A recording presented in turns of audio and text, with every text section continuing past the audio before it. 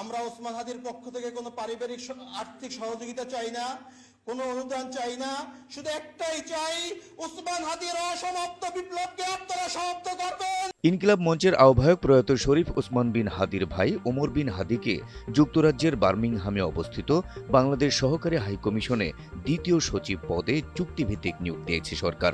বৃহস্পতিবার 15 জানুয়ারি জনপ্রশাসন মন্ত্রণালয়ের চুক্তি ও বৈদেশিক নিয়োগ শাখা থেকে এ সংক্রান্ত প্রজ্ঞাপন জারি করা হয়।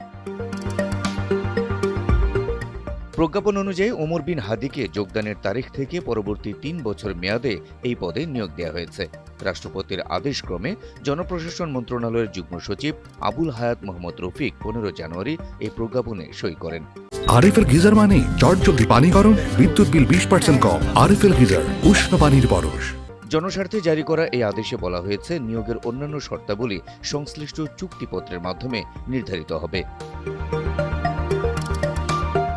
প্রজ্ঞাপনে আরও বলা হয়, নিয়োগকালীন সময়ে তিনি অন্য কোনো পেশা, ব্যবসা কিংবা সরকারি, আধা সরকারি বা বেসরকারি কোনো প্রতিষ্ঠান বা সংগঠনের সঙ্গে কোনো প্রকার কর্মসম্পর্ক রাখতে পারবেন না। অর্থাৎ এই মেয়াদে তাকে সম্পূর্ণ পেশাদারি বজায় রেখে সরকারি দায়িত্ব পালন করতে হবে। এদিকে শরীফ ওসমান হাদিকে গুলি করে হত্যার মামলায় দাখিল করা অভিযোগপত্রের বিরুদ্ধে নারাজি মঞ্জুর করেছেন আদালত। মামলাটি নতুন করে ফের পুলিশের অপরাধ তদন্ত বিভাগকে তদন্ত করে অধিকতর প্রতিবেদন দাখিল করতে নির্দেশ দেওয়া হয়েছে।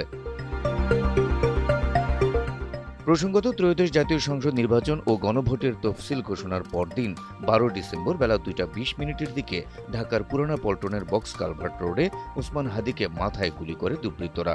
18 ডিসেম্বর সিঙ্গাপুরে চিকিৎসাধীন অবস্থায় তিনি মৃত্যুবরণ করেন।